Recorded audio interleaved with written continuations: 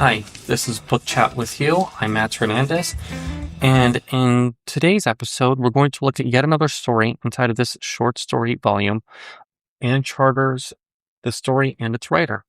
Today, inside of this volume, we're looking at a short story by Raymond Carver. I'll try to remember to put a picture here, and we're looking at his short story, Cathedral.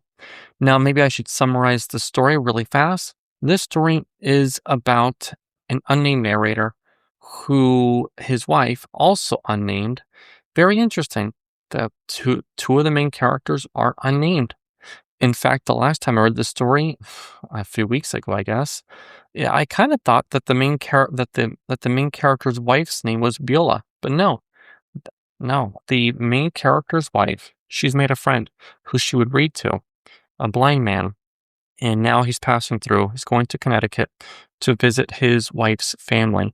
Well, his wife has just passed away, so they stay over there, and the main character, doesn't really want his wife's friend, who is blind, named Robert, to stay with them. I mean, there's a little bit of aspects of jealousy there. There's some of that going on, but the guy's a little antisocial. He's quite an introvert who keeps to himself. He has his routine at night, and he doesn't really want to be disturbed. So there's an element of both of these. The main character, he gets into a bit of an argument with his wife about them coming over, or about the blind man coming over. The blind man stays the night. There's a bit of tension there, like during dinner, and afterwards, the main character hopes that Robert would kind of just quickly go to bed, not stay up at night, kind of just smoking and drinking, and you're just watching TV. So, but Robert kind of just wants to just stay up. Now, the story is called Cathedral because, well, at some point there was going to be a cathedral in it, right? So, the main character, he has the TV on, don't really think he cares what's on, and he's kind of watching what I'm assuming is a very boring documentary about cathedrals. Now, the main character is not religious or anything, it just happens to be what's on. But Robert starts to kind of ask about it. What does it look like and stuff? And the main character really can't describe what's going on, which the writer, Raymond Carver, must have had an interesting time. Whereas maybe at a certain skill level, we should all be quite good at trying to, describe things. But no, he doesn't try to be really good at describing it there. The main character can't really describe it. So Robert says, well, how about, you just kind of draw it. But the way he draws it is the blind man, Robert, puts his hand on the main character's hand while the main character kind of draws a cathedral.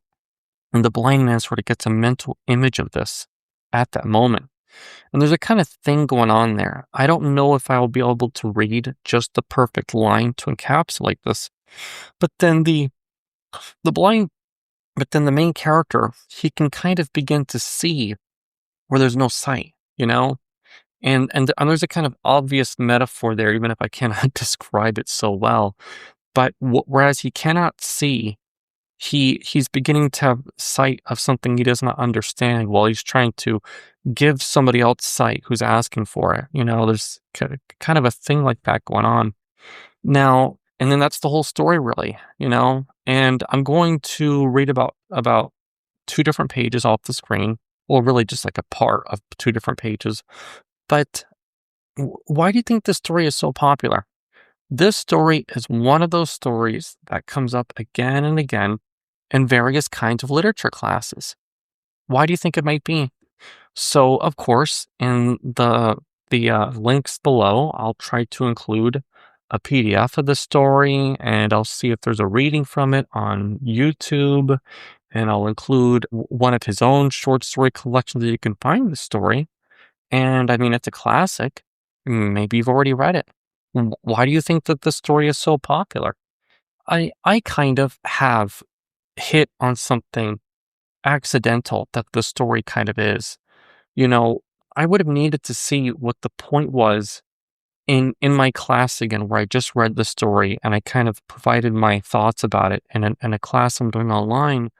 But a lot of people saw some of the things as very metaphorical, not so literal and stuff. But to me, it was very literal. because I shared this story years ago at an English corner. And when I shared it, it was like less than 2 weeks after the Notre Dame Cathedral had that part of it had burnt down in France.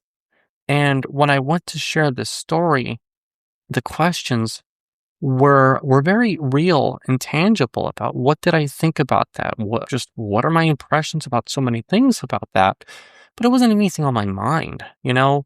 I'm not the greatest and best reader. And even though I'm reading more in my life now than maybe really ever before, I don't have time with some of the short stories I'm reading to then make these podcasts, make these videos of. But at that moment, when you're there and you share the story with people of a completely different culture, and I mean, I'm not European and whatever traditional sense, and I got the last name Hernandez or whatever, but I mean, I'm American. But then when a Chinese person asks me what I think, it makes the conversation very real about such a story. And there's a kind of beauty there that maybe not everybody would experience. And it's something that I would hope to get you to kind of see and stuff. I could always get better at this, but I've had a few of those experiences with certain stories, and this is definitely one of those stories. I mean, the other one was Amy Tan, but I made the podcast before I did the English corner, so maybe I should have done that in reverse. Huh? Oh well, you live and learn. Okay, I'm going to read a few parts of this and give my thoughts. I'll also try to show the page if and whenever I ever get to editing these for video. This computer is so bad. Okay, it says here, maybe I can take him bowling, I said to my wife. She was in the draining board doing scalloping potatoes. She put down the knife she was using and turned around. If you love me, she said, you can do this for me. If you don't love me, okay. But if you had a friend, any friend, and the friends came to visit, I'd make him feel comfortable. She wiped her hands with the dish towel. I don't have any blind friends, I said. You don't have any friends, she said. Period. Besides, she said, God damn it, his wife's just died. Don't you understand that? The man lost his wife. I didn't answer. She told me a little about the blind man's wife. Her name was Beulah. Beulah. That's a name for a colored woman. Was his wife Negro? I asked. Are you crazy? My wife said. Have you just flipped or something? She picked up a potato. I saw it hit the floor, then roll under the stove. What's wrong with you? She said. Are you drunk? I'm just asking. I kind of highlighted this part because, some people in my class, they kind of felt the tension was kind of before this, maybe, because the guy said he didn't really want the blind man to come over. But, sometimes you don't want something and your spouse, you kind of just go with it. But then, this part really shows that no, he was going to hope that an argument was going to make the guy not come over, It's kind of funny in a sense, right? He's kind of hoping to achieve those ends, And considering the date of this publication versus the publication of another story I looked at versus the video, and the word he used here, the no word, he's trying to get to his wife, So, we have a couple of interesting lines. I mean, at one point, I really should have used my excessive use of a highlighter with this, huh? But then where is it? And then he tells the blind guy at one point, because his wife kind of just falls asleep on the couch. And so the main character says, are you tired? Do you want me to take you up to your bed? Are you ready to hit the hay? Not yet, he said. I'll stay up with you, bub, if that's all right. I'll stay up until you're ready to turn in. We haven't had a chance to talk. Know what I mean? I feel like me and her monopolized the evening. He lifted his beard and then let it fall. He picked up his cigarettes and his lighter. So, the blind man, he smokes cigarettes, but the main character enjoys smoking pot at night. And, they kind of connect for this after a little bit. Okay, I'm going to read this last part, give a few thoughts, and then that's about it. My wife opened her eyes and gazed at us. She sat up on the sofa, her robe hanging open. She said, what are you doing? Tell me, I want to know. I didn't answer her. The blind man said, we're drawing a cathedral. Me and him are working on it. Press hard, he said to me. That's right. That's good. He said, "You sure got it, bub. I can tell. You didn't think you could, but you can, can't you? You're cooking with gas now. You know what I'm saying? We're going to really have us something here in a minute. How's the old arm?" He said, put some people in there now. What's a cathedral without people?" My wife said, "What's going on, Robert? What are you doing? What's going on?" "It's all right," he said to her. "Close your eyes now," the blind man said to me. I did it. I closed them just like he said.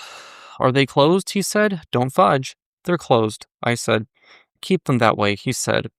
He said, "Don't stop now. Draw."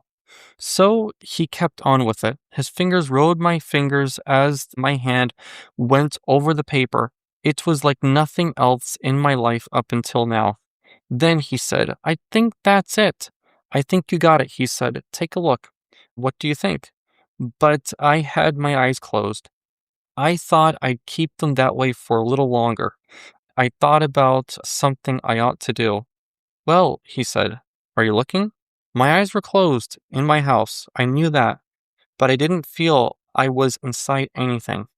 Okay, that's about the end of the story. And interestingly enough, this is going to go about 12 minutes and a half, just like these often do. I hope you enjoyed this. This is a terrific story.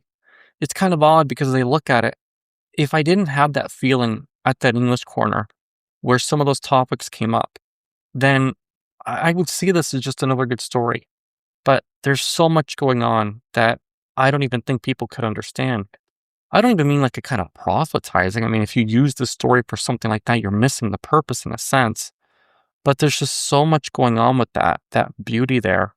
And people can see a beauty with something, even if you don't believe in whatever the thing is. You know, you can go to a war memorial of a different country and see that with something else. You can go to a different religious establishment place as something you don't believe in. Like you can go to the Hawaii Mormon church and people go there to take pictures of stuff. You know, there could be a lot of things.